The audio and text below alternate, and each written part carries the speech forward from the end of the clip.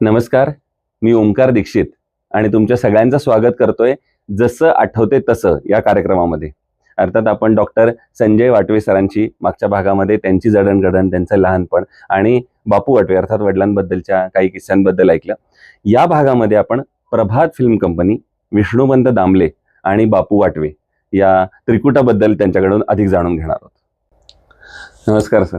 नमस्कार. पण यातले तुम्ही सांगितलं जसं सुरुवातीला, आता त्यातल्या एकेका किस्स्यांकडे वळूया असं मला वाटतंय. मला वाटतं आधी आपण विष्णुपंत दामल्यांची थोडीशी माहिती घेऊया, हो, कारण त्याशिवाय बापू वाटवे घडतच नाही. बरोबर. तर 1.5 वर्षाचे असताना विष्णुपंत दामले त्यांना घेऊन आले आणि पुण्यातच ते दामल्यांकडेच वाढले, म्हणजे बहिणीकडे, आणि स्टुडिओतच जायचे सारखे.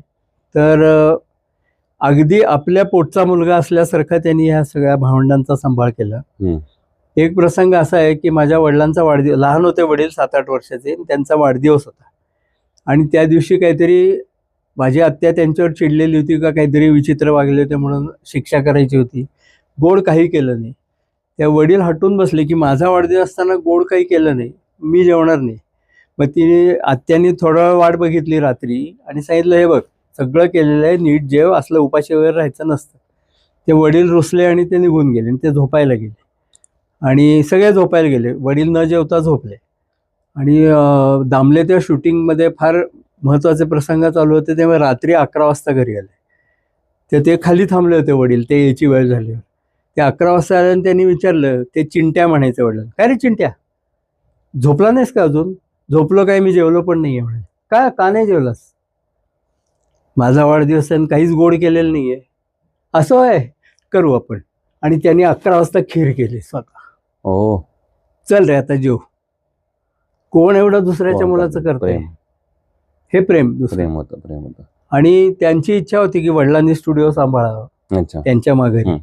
पण ते अकाली गेले, तेव्हा वडील तसे बऱ्यापैकी लहान होते, तेव्हा त्यांची ती कपॅसिटी, म्हणजे डायरेक्शन म्हणून चांगलं होतं, पण अख्खी कंपनी सांभाळायला अनेक गुण लागतात जे दामल्यांकडे होते. ऍक्च्युली विष्णुपंत दामले हे पेंटचे आणि ते चित्रकलेत अगदी मास्टर पहिल्यापासून होते आणि त्यांची लाईफ टाईम ॲम्बिशन होती की ड्रॉइंग टीचर व्हायचं. पण ड्रॉइंग टीचरची परीक्षा ते नापास झाले आणि त्यामुळे ते सिनेक्षेत्राकडे आले. अच्छा. ते तुम्ही जरी ठरवलं की आपण लोअर लेवलला राहायचं, तरी देव तुम्हाला वरच्या लेवलला उचलून नेतो. जसं मी फॅमिली डॉक्टर राहणार होतो, पण मी सायकेट्रिस्ट झालो आणि शिरवायकरांकडनं शिकलो, तसं हे ड्रॉइंग टीचरची परीक्षा नापास झाली, त्यामुळे कलाक्षेत्राकडे आले. आणि कोल्हापूरला आनंदराव पेंटर, बाबूराव पेंटर यांची महाराष्ट्र फिल्म कंपनी होती, तिथे अप्रेंटिस म्हणून त्यांनी काम केलं. तिथेच त्यांना फतेलाल, म्हणजे त्यांचे पार्टनर फतेलाल मिस्त्री हे भेटले, व्ही शांताराम भेटले आणि केशवराव धायबर म्हणून एक ॲक्टर होते ते भेटले. ते ह्या चौघांनी मिळून स्वतंत्र कंपनी काढायची, कारण पेंटरांचे आपले व्ह्यूज जमत नाही, त्यामुळे इथे नको, कोल्हापूरला गुरुशी क्रॉस नको, म्हणून ते पुण्याला निवडलं. आणि जमीन विकत घेण्यापासून आर्किटेक्चरल डिझाईन स्टुडिओचं करण्यापर्यंत सगळी कामं दामल्यांनी केली. म्हणजे त्याचं सगळं, आपल्याला इथे एक कारंजा लागेल, इथे एक टेकडी लागेल, एक नदी लागेल, एक शस्त्रागार लागेल, या सगळ्याचा आराखडा दामल्यांनी तयार करून त्याप्रमाणे 30 एकरचा स्टुडिओ पुण्यात त्यांनी काढला.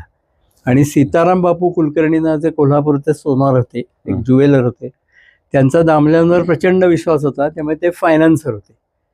पैसे कुठून आणणार हे सगळ्याला? हे सगळे रॉ होते आणि फुटपाथवर राहून मोठे झालेले लोक आहे. हे 5 पार्टनर, प्रभातचे हे 5 पार्टनर. तर स्टुडिओच्या समोरच सगळ्यांचे बंगले आणि इतकी विजन दामल्यांना होती की कर्मचारी वसाहत त्यांनी तिथेच बांधली की कर्मचाऱ्यांचा येण्या जाण्यात वेळ जाऊ नये म्हणून 5 बंगले आणि त्या शेजारी 6वी कर्मचारी वसाहत त्यांनी काढली. आणि तेव्हा असं वातावरण किंवा संस्कार, कल्चर असं होतं, सगळ्या कर्मचाऱ्यांच्या बायका दामले बंगल्यावर माझ्या आत्याकडे मदतीला, चहा पाण्याला, येणाऱ्या जाणाऱ्याचं बघायला, हळदी कुंकू, डोहाळ जेवण, वाढदिवस, हा मॅट्रिकला आला, सगळ्या बायका येऊन एकत्र सगळे सण साजरे व्हायचे. असा एकही प्रसंग नाही की जेव्हा गोतावळा नाही सगळ्यांचा. किंवा कंपनीमध्ये पिक्चर पूर्ण झाला की एक इन्फॉर्मल पार्टी असायची. आता पार्टी म्हणजे आत्ताची फिल्म पार्टी तुम्ही डोळ्यापुढे आणूच नका, शिकरण पुरी अशी पार्टी असायची तेव्हा. म्हणजे 10 रुपयात सगळ्या कंपनीची शिकरण पुरी झाली हो, वगैरे हो. अशा प्रकारे. पण ते एक वातावरण म्हणजे एक फॅमिली टुगेदर असं, म्हणजे प्रभात फॅमिली असंच त्याचं नाव होतं. बरोबर. म्हणजे हे मालक आहेत, हा कर्मचारी आहे, असं काही नाही. बरोबर. आता एकदा आउटडोअर शूटिंगला जायचं होतं, ते व्ही शांताराम गाडीतून निघाले होते. ते रिफ्लेक्टर्स असायचे तेव्हा, मोठे सिल्व्हर कोटेड असे पत्रे असायचे. ते एक माणूस ते घेऊन निघाला होता शूटिंगसाठी. ते दामले व्ही शांतारामनी गाडी थांबवली आणि त्याने विचारलं, असा का धरलाय हा रिफ्लेक्टर, तुझा खांदा दुखेल. ते गाडीतून उतरले आणि रिफ्लेक्टर कसा धरायचा हे त्यांनी दाखवलं. तर तो कर्मचारी म्हणला, साहेब तुम्हाला कसं माहिती? 2 वर्ष मी हेच काम केलेलं आहे. ते हे सगळे मालक स्टुडिओ झाडण्यापासून डायरेक्शन पर्यंत सगळी कामं करत आलेली आहेत. बरोबर. आणि दामले बंगल्यात त्यांनी एक असा मोठा कट्टा करून एक सिमेंटच्या 10-12 खुर्च्या केलेल्या होत्या, गोलमेज परिषद टाईप. आणि सगळ्या पिक्चरचा स्क्रीन प्ले, शॉट कसा घ्यायचा, शॉट डिव्हिजन, कुठल्या एक्सप्रेशन नटीने घ्यायला पाहिजे, हे सगळं डिस्कशन तिथे व्हायचं. आणि माझे वडील ते ऐकायला हजर असायचे. व्ही शांताराम, दामले, फत्तेलाल असे सगळे मोठमोठे लोक किंवा त्या वेळचे नट जे असतील, नटी किंवा असिस्टंट डायरेक्टर, म्हणजे प्रभातमध्ये तर मोठी मालिका आहे. विश्राम बेडेकर, गजानन जहागीरदार असे सगळे असिस्टंट डायरेक्टर्स होते. तर ते सगळे डिस्कशनला बसायचे आणि त्यांची डिस्कशन वडिलांनी लहानपणापासून ऐकलेली, की ह्याच्यापेक्षा असा शॉट घ्या म्हणजे तो चांगला होईल वगैरे. त्यामुळे वडिलांना सगळी तंत्र आत्मसात झालेली होती. बरोबर. कारण लहानपणापासून सगळं बघत आलेलं.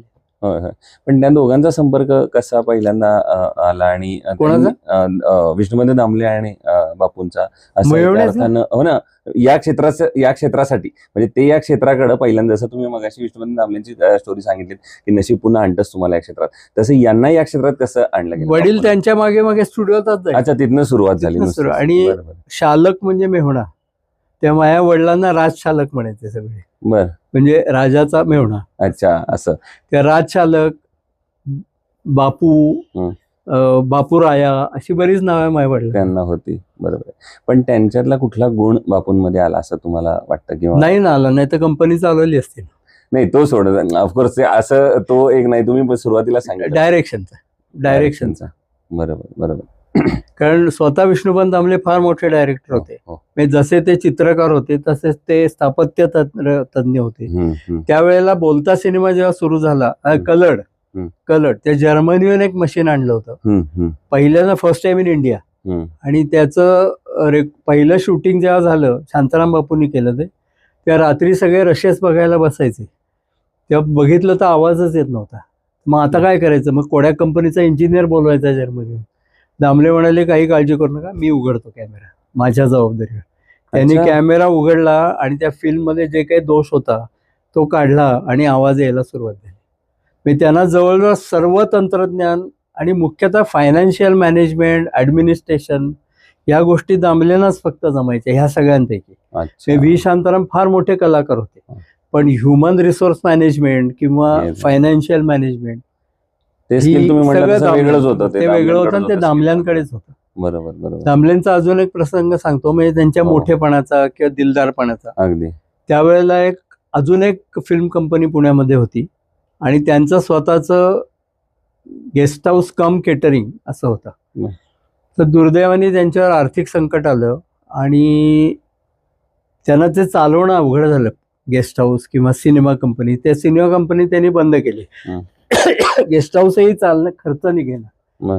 त्यांचा जो किराणा दुकानदार होता त्यांनी 6 महिन्याचं बिल थकलंय म्हणून त्यांचं रेशन बंद करून टाकलं. ते दामलेंच्या कानावर गेलं. ते रेशन दुकानदाराकडे गेले आणि विचारलं किती बाकी आहे यांची. तर त्यांनी हिशोब दिला. ते दामले म्हणे, मी हिशोब लिहून आणलाय, तुम्ही गावाचा आत्ताचा रेट लावू नका, 6 महिन्यापूर्वीचा रेट लावा. असं त्यांनी प्रत्येक बाबतीत गव्हाचा रेट किती, त्यावेळचा तांदूळाचा रेट, असं सगळं बिल रिव्हाइज केलं.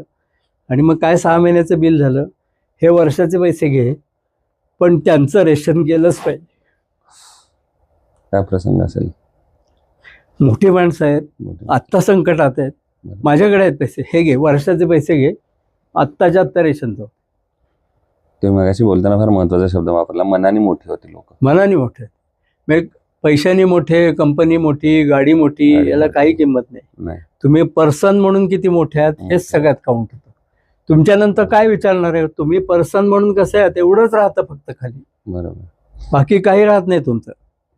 किंवा तुम्ही आता जो रिफ्लेक्टरचा प्रसंग सांगितला की 4 व्हीलर मधून उतरून एका साध्या त्या स्पॉट बॉय साठी असं सांगणं. जेवायला एकत्र बसायचे सगळे, मालक, कर्मचारी, नर्तिका सगळे एकत्र बसायचे जेवायला. बरोबर. मी असा तुझा काही नव्हता हम्म. की हा कर्मचारी आहे आणि मी मालक आहे. त्यांच्याबरोबर खाली पंक्तीला बसायचे दामले, फत्तेलाल, व्ही शांताराम, ब्रेकफास्टला. होय होय. म्हणजे ते एक कुटुंब. बरोबर. त्यांच्या बायका घरातली कामं झाली की दामले बंगल्यावर काही काम आहे का, कोथिंबीर निवडायची का, पाहुणे येणार आहेत का, चहा करायचा आहे का, चिवडा हवाय, सगळं बघायला घरच्याच, म्हणजे त्या घरच्याच. त्यांना मामी, मावशी अशीच नावं होती.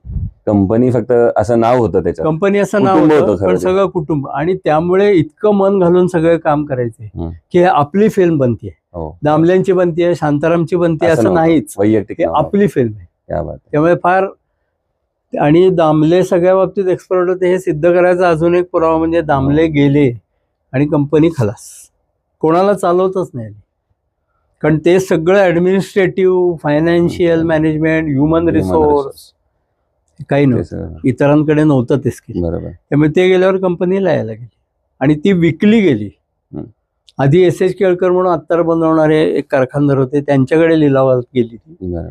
त्यांनाही चालवता आले नाही म्हणून त्यांनी गव्हर्नमेंट ऑफ इंडियाला ती विकली आणि तिथे फिल्म इन्स्टिट्यूट झालं. म्हणजे आता जे फिल्म इन्स्टिट्यूट आहे तो मूळचा प्रभास स्टुडिओ. हा काळ किती ते किती होता? 1934 ते 1952-53. म्हणजे त्याच्यानंतर काही फिल्म निघाल्या पण त्याच न निघाल्या. इव्हन तुतारी एम्ब्लेम करायचा ही आयडिया दामल्यांचीच. अच्छा. त्याच्या मागचा काही प्रसंग, घटना? नाही, त्यांना असं त्यामुळे ती तुतारीच का, तर ती अशी भेदक असते, सगळीकडे त्याचा आवाज पसरतो. बासरी वगैरे हे माइल्ड वाद्य, तुतारी म्हणजे असं गगन भेदून जाते. वा, असं होतं. आणि एखादा ड्रीम प्रोजेक्ट विष्णू दामले, अनेक प्रोजेक्ट झाले पण त्यांचा आणि बापूंचा असा आलेला केलेला? बापू त्यांच्यावर सहाय्यक म्हणून सगळेच सारखेच असायचे. बापूंनी असं वेगळं काही कॉन्ट्रीब्युशन दामले असताना काही केलेलं नाही. बरोबर. नंतर दामल्यांनंतर ज्या फिल्म झाल्या त्याच्यात बापू मेन असिस्टंट डायरेक्टर असेल. पण नाही, दामल्यांचा स्वतःचा ड्रीम प्रोजेक्ट की दामल्यांचा ड्रीम प्रोजेक्ट संत ज्ञानेश्वरच होता आणि तो इतका गाजला त्यावेळेला. आणि संत तुकाराम, कारण तो व्हेनिसला इंटरनॅशनल फिल्म फेस्टिवल मध्ये टॉप 3 मध्ये त्याला पारितोषिक मिळालेलं. असा पहिला इंडियन पिक्चर की ज्याला आंतरराष्ट्रीय महोत्सवामध्ये पारितोषिक मिळालं. सुरुवात होती. तर त्यांचे संत ज्ञानेश्वर, संत तुकाराम, संत सखू आणि धर्मात्मा हे 4 पिक्चर त्यांचे अतिशय गाजले. आणि दरवेळेला कंपनी जर आर्थिक संकटात आली तर याच्यामुळे ती बाहेर यायची. अच्छा. ते आता प्रवृत्ती बघा, म्हणजे शांतारामांचे पिक्चर भारीच होते, कुंकू, माणूस, शेजारी असे. ह्यांचे संत संत संत संत होते. बरोबर. हे संत प्रवृत्तीचे लोक. हो. पण ही त्यांची त्यामुळेच काय म्हणू आवड पण होती आणि ते फॉर्च्युनेटली झाले. तसं धर्मात्मा या पिक्चरच्या वेळेचा एकच गमतीशीर प्रसंग सांगतो. नक्की. त्या पिक्चरचा म्हणजे संत एकनाथावर होता आणि एकनाथ महाराजकडे जेवायला जातो आणि एक जातीय समता याविषयी तो सिनेमा होता. तर महाराजची झोपडपट्टी उभी करायची होती. ते साहेबमामा म्हणजे फत्तेलाल अतिशय मोठे जागतिक दर्जाचे चित्रकार होते. ते त्यांनी ते झोपडपट्टीचा स्क्रीन उभा केला. दामले आले शूटिंगला, ते म्हणले साहेबमामा असे का विवंचनेत का पडलाय, हे इफेक्ट येत नाही म्हणा, डेप्थच नाहीये याच्या. म्हणजे अख्खी झोपडपट्टी नव्हती, चित्रच होतं एक झोपडपट्टी. तर दामले म्हणले एक चारकोल आणा आणि एक हे आणा आणि अशी बॅकग्राऊंड काढली, गे डेप्थ. आणि पिक्चरचं नाव महात्मा होतं आधी.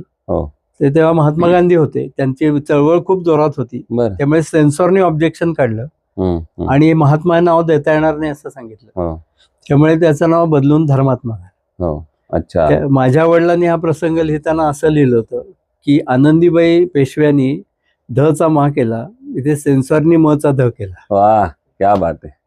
माझ्या ते याच पॉइंटवर असे की एखादा चित्रपट बघताना आपल्याला नको असताना पण इंटरव्हल अशी पार्टी येते आणि पण काही क्षणांसाठी थांबावं लागतं. त्याप्रमाणेच मला असं वाटतं की आता आपण अशा एका पॉइंटला आहोत की आपण आता इथं थांबू, पण ती थांबू याच्यासाठी कारण आता एक नवीन सुरुवात करायची. आता जसं तुम्ही फार 2-3 महत्त्वाचे प्रसंग घटना सांगितल्या, अर्थात प्रभात फिल्म कंपनी असेल, विष्णुमते दामले असेल आणि अर्थात बापूंचं कॉन्ट्रीब्युशन, या सगळ्याबद्दल आपण पुन्हा एकदा बोलायचं आहे. पण या भागात आता थांबू आणि पुढच्या भागात पुन्हा एकदा या गप्पांना सुरुवात करू.